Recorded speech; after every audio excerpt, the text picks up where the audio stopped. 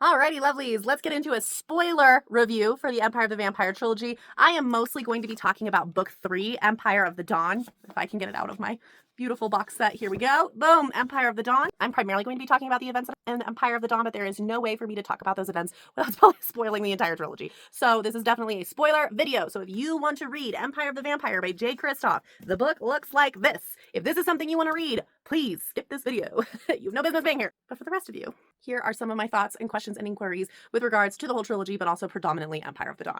First things first, characters. My favorite characters of the entire trilogy has to be, without question, Aaron and Baptiste. I love them so much. I love their romance. I love their love story. When they show up in book 1 and we first meet Aaron, he's such a character. And then as we get to know him more and as we find out about him and Baptiste, oh my goodness, I just loved him so much. And I loved the journey. I really, really enjoyed the two of them in Empire of the Damned. Oh, that was amazing. And the very first book in Empire of the Dawn with them traveling along with Gabriel, just like absolutely fabulous. I loved when they were in Lyon. I loved that story. It was just so well told, the mystery, and how they were interacting with each other, the fact that Baptiste was thralled, the fact that Gabriel immediately picked up on it. Like, there's no way Baptiste would cheat on Aaron of his own free will. I loved them. They were my absolute favorite characters. I will say, towards the end of Empire of the Dawn, when Baptiste starts, like, insisting on really pushing to become a vampire himself, I kind of felt like that was a little out of character. Now, we do find out at the very end of Empire of the Dawn that this entire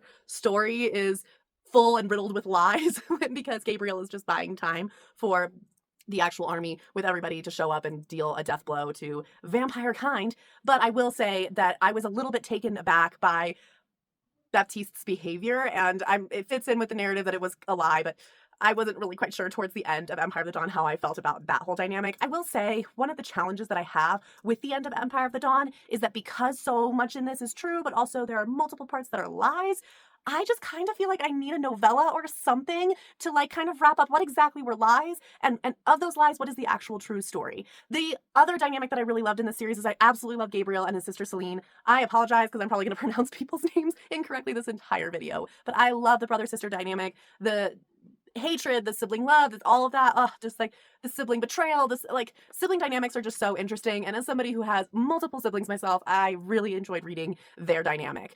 I will say, though, it's quite clear at the end of Empire of the Dawn that they actually have a lot better of a relationship than Gabriel and Celine present throughout the books. But as a result, I kind of really want to see the good sibling dynamic that we missed. We only got it for a second at the very end of Empire of the Dawn, and I would have actually really loved to read more of that. So I kind of wish I could have gotten a little bit more of Gabriel and Celine as siblings who love each other. That would have been really cool. I absolutely adored the father-daughter dynamic between Gabriel and Dior. I love those kind of stories. I absolutely adore stories that incorporate other kinds of relationships. I find that a lot of fantasy, even if it's not directly romantasy, I kind of struggle with fantasy where the romance relationships is the dominant relationships that are discussed for adults. I loved that this trilogy really focused on other kinds of relationships, sibling relationships and pseudo-parent-child relationships, the mourning of past child relationshipness. Like, I just really enjoyed having those other types of relationships take center stage. Yes, there's romance. Yes, we have a lot of main characters in romantic relationships. That's great. But I also, I just loved Joaquin. I'm definitely mispronouncing his name. I just know it. I love his dynamic with Dior. I love the loyalty and that it's not romantic, but it is strong and powerful. And I just absolutely adore the friendships and the brotherhoods. And it was just so, so good. I love Lachlan. Oh, Lachlan and Charlotte. I thought them getting paired. At first, I was a little bit like skeptical. I think it's in this book that we first start seeing that because we're introduced to Charlotte. And I was like, do we have to pair everybody? But then I kind of just fit. It made sense for the characters. They flowed so well together. I was like, actually, I'm kind of into this. So I really enjoyed the characters.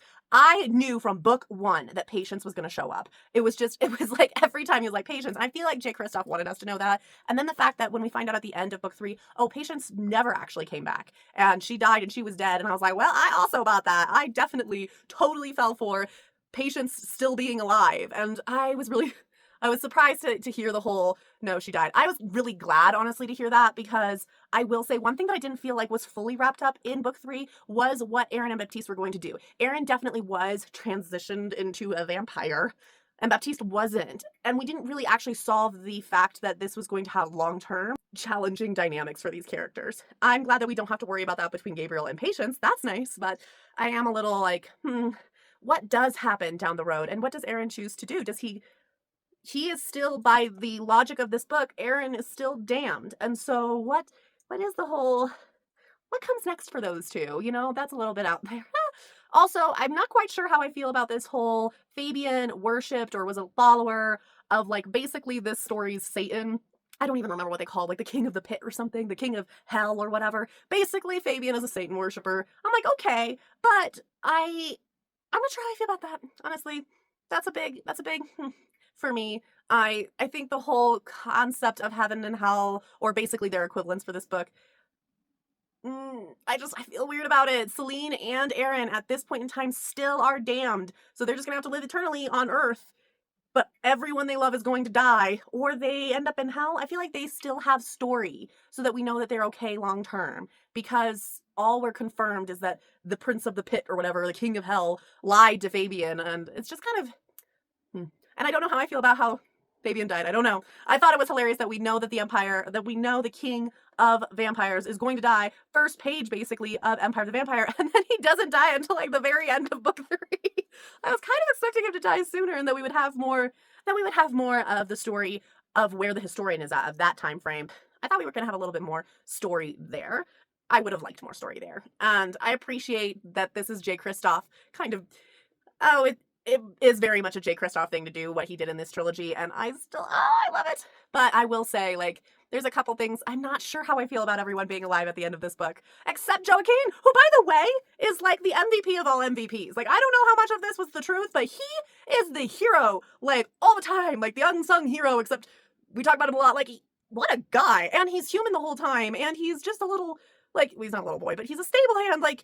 He's not Gabriel. He's not later in life having fought numerous battles. Like, he's still fresh to this whole thing, and he is an MVP. He gets the chalice of MVP for this series. And he dies? What? Like, it's kind of interesting that the one character who in Gabriel's story lives, besides Gabriel and his sister, the only other character, I think, who lives is Joaquin, and then he dies in the actual, like, at the end. I don't know how I feel about that. And the fact that everyone else kind of survived, it totally bought into the historian's Jean-Francois's, ideology that of course the vampires were winning, and of course they were strong enough to kill all these people. Like, obviously they're vampires. Like, but it's interesting that because everyone for the most part survived, it just makes me. I need to know the real story. I need to know, like, what actually happened at different parts. And I know that Gabriel said that a lot of what he said was true, but as a result, like, there's moments throughout this series where, like, it makes sense that there were deaths there. Like when Phoebe died to Kestrel, or however you pronounce her name, like, that makes sense. I'm just curious. I guess I'm just curious what the actual story is, since the ending of Empire of the Dawn is saying that a lot of those key moments just didn't happen. Most specifically, Rienne's death, Dior's girlfriend, who we thought briefly was her sister. That was a fun moment. I was like, oh no! There was a moment where I was like, oh no, the lesbians are in danger. Oh no, they're okay, it's fine. Oh no, they're sisters. Oh no, they're not sisters, it's fine. Oh no, the more lesbians died. It was a journey. It was an interesting process. But when she came back alive, I actually was really confused, because unlike Lachlan and Charlotte and Aaron and Baptiste, when they all die, it's sad, but, like, it's not like if they lived or died that anything drastic would change. But I feel like for Rienne, like, her death is the reason Dior freaks out at Gabriel. And they have to have this whole thing where they figure out how loyal Celine is to the cause that Mother Mayron, oh my God, Marin, or whatever her name was, the little child demon vampire lady girl. She's not a girl. I mean, she's in a girl's body, but that woman's old. That vampire's old.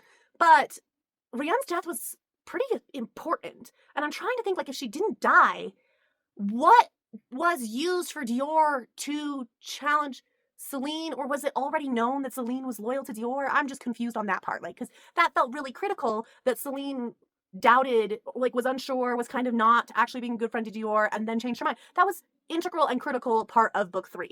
And it all hinges on the death of Rienne.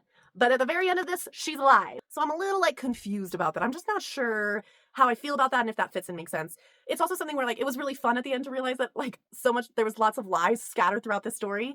But again, like, it makes me want to know what the truth is. I don't know. I also feel like I love the fact that Nicoletta, or whatever, Viscontessa Nicoletta, or whatever her name was, I love that she was thralled. That was hilarious. Like, I was like, oh yes, because at first I was like, how did she's part of this somehow, but I'm not sure how. I definitely thought for a while the possibility that Dior was turned into a vampire and then was still fighting for the better good as a vampire, but that was not how that went. I was really kind of waiting, besides Joaquin, I was waiting for someone else inside the keep to also be one of the characters in the story. And if I'm remembering correctly, no one else was. So, I mean, I guess it's good because my expectation did not follow through and I was surprised, but then also at the same time, I think I kind of wish we did see one of them. So anyways, those are some of my thoughts and queries about this series. And I think some of those things that I mentioned that just make it a little bit just uncertain, along with the pretty large slump at the beginning of book 2 and the fact that all 3 books have slumps, is what solidifies this as a 4-star series instead of the Nevernight Chronicle, which is a 5-star series. Regardless, not to like over compare them. I totally am over comparing them. Sorry, J. Kristoff. But Nevernight's definitely 5-star. This is solid 4-star. Still really enjoyed it. I'm really happy too because I made this box set, and if you can see, the bottom is perfectly stable enough for all the books to be sturdy and not slipping or dipping down. I was a little worried that the books would be too heavy, but they're not. So this is a solid box set, a solid trilogy. I loved it.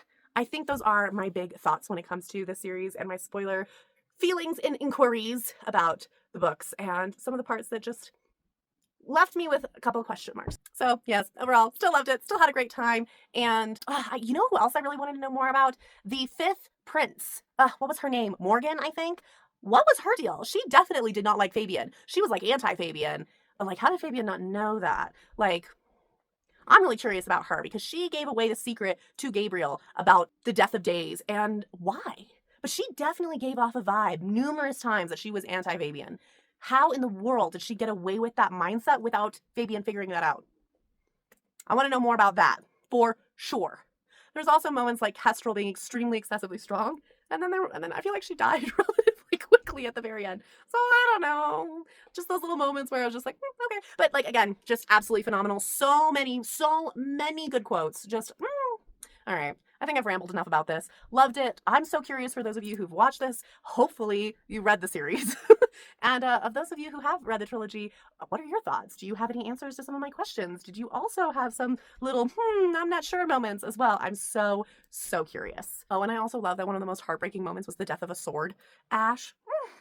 When Ash Drinker dies, even when she's smashed, that hurt so badly. Oh my gosh. I love that broke my heart. I love that at the very beginning when the first horse, Gabriel's first horse, who I forget his name, when he dies, it was written so well that my heart broke. Oh my gosh. And Jezebel, who was given that new name, I forget what her new name was, something about being lucky, I think, or something, I forget. But when she dies, oh my gosh, and Dior being put inside of her carcass, oh my gosh, that scene was so epic. This is such a good trilogy. Okay. I've got to stop rambling at some point. This has to end. I'm just so curious what your guys' thoughts are. For those who have read this trilogy, what did you think?